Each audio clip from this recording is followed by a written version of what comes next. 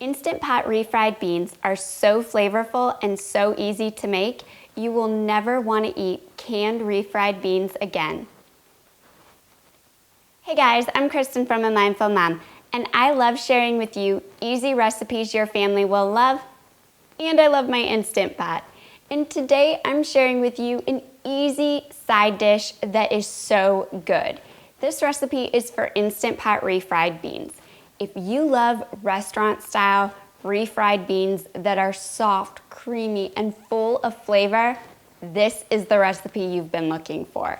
It's so easy to make. I bet you have all the ingredients on hand, and best yet, it tastes so much better than any canned refried bean you can buy. And it's a lot more affordable to make a big batch of homemade refried beans. So let's get started. The first thing you need are dry pinto beans. You're going to use 2 cups of dried pinto beans. Now, we want to rinse our beans so that we can remove any dirt or dust that may have formed on the beans when they were being stored. So we're going to pour 2 cups of the pinto beans into a strainer.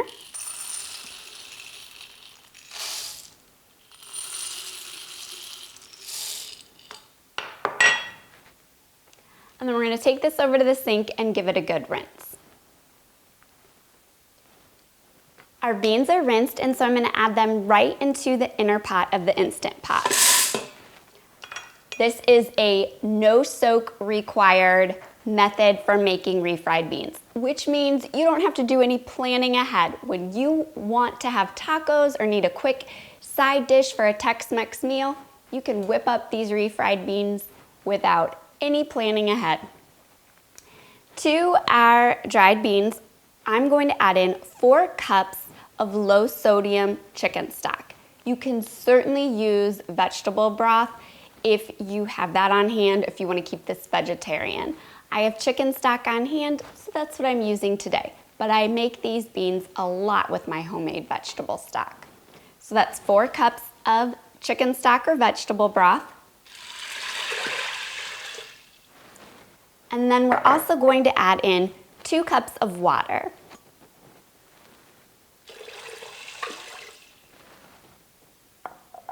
To flavor our beans, I'm going to add in a quartered onion, 1 small yellow onion, quartered.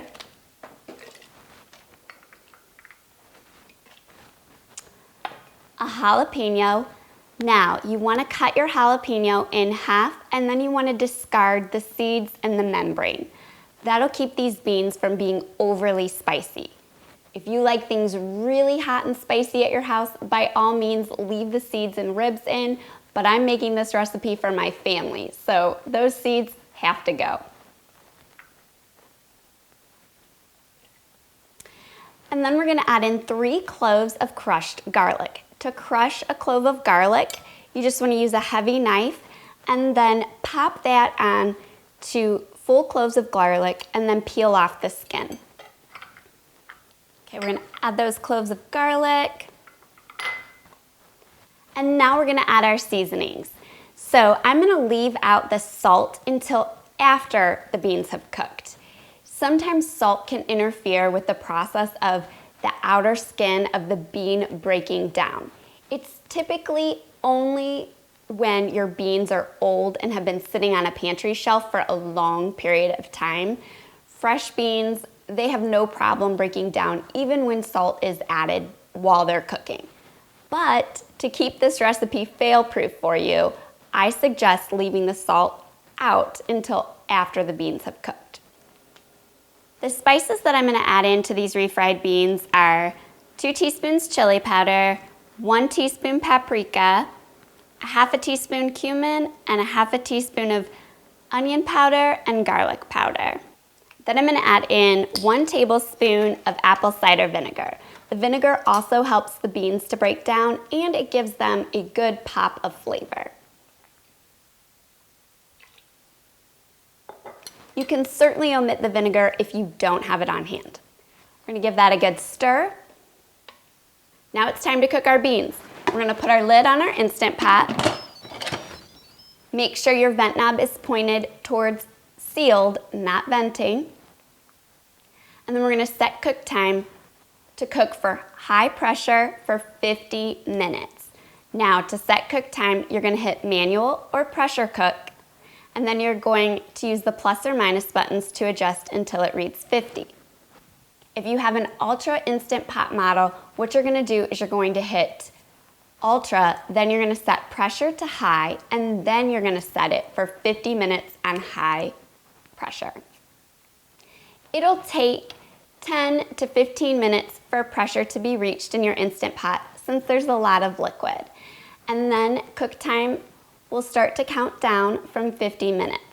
Once cook time has elapsed, let pressure release naturally for at least 15 minutes. That means don't do anything for 15 minutes. There's a lot of liquid in there and beans are really starchy. And so if you try to do a quick pressure release, two things will happen. One, nasty, hot, starchy liquid is gonna spew all over your kitchen and you're gonna have a big mess to clean up. And your beans are gonna seize up and get a little bit tough because we tried to release pressure too quickly. So let pressure release naturally for at least 15 minutes or until the vent knob floats down all the way on its own. Okay, cook time has elapsed. I've let my pressure release naturally all the way. Remember, at least 15 minutes. And then I'm gonna open up my Instant Pot. It smells like Tex-Mex seasonings in here. So good. So we're gonna remove our inner pot and we're gonna strain off our beans. We want to make sure that we strain our beans in a colander over a large bowl or a measuring cup so that we can reserve a couple cups of our cooking liquid to use to mix up our beans to the right consistency. My inner pot is back in my Instant Pot. My strained beans are in there. I left the onions and the garlic cloves as well as half the jalapeno in with my beans to blend up. You can certainly discard the entire jalapeno if you want your beans a little bit on the less spicy side, or you can blend up the whole jalapeno. Just do what works for your family. And then I'm gonna add in about a teaspoon of kosher salt. You can add in more after you blend up your beans. Just wait to adjust that seasoning. And then I'm gonna use my immersion blender to blend up our beans. Now, if you don't have an immersion blender, by all means, put your beans into a food processor after you've drained them or a high-speed blender. Just make sure that you leave the lid on the blender cracked a little bit so steam can escape. So we're gonna blend that up for just a little bit. Now I'm gonna add in some of that reserved liquid just to get them to that right creamy consistency. I like really creamy refried beans. You may choose to use only a half a cup of liquid or up to 2 cups of liquid, depending on what you like. My beans are blended and they're nice and creamy. I'm gonna go in and give them a quick taste here.